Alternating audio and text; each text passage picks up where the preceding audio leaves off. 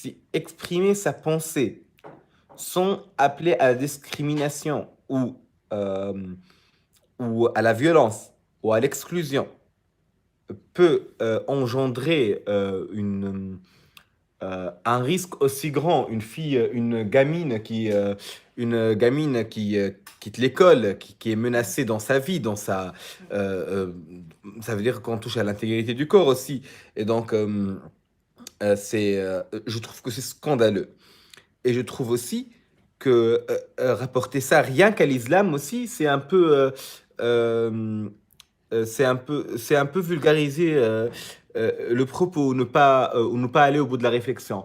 Je pense que le vrai problème, c'est les religions monothéistes en elles-mêmes. Ça veut dire que les religions monothéistes, elles sont basées déjà sur deux choses, sur le tabou et sur le système punitif. Ça veut dire que c'est des personnes qui croient en la punition. On commence par la notion d'enfer et paradis, de péché.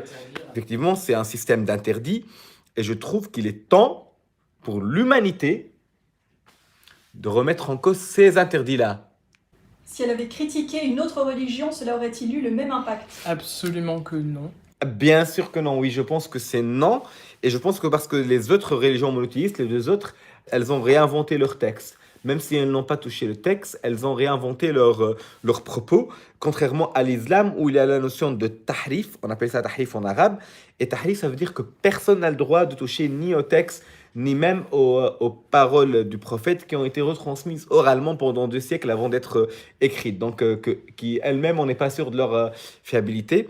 Il faut dire que c'est comme le communisme, ça a été écrit avant l'ère numérique, quoi. Il faut un peu faire des mises à jour. L'islam, c'est la religion qui a le plus contrôlé l'image. Il y a cet attachement à l'image de Dieu et du prophète qui sont intouchables. Et on a vu ça, malheureusement, le monde a compris ça de la manière la plus dure, c'était Charlie Hebdo. Voilà. Ouais, ouais. Il y a eu pas mal de... Tarek Tarek président.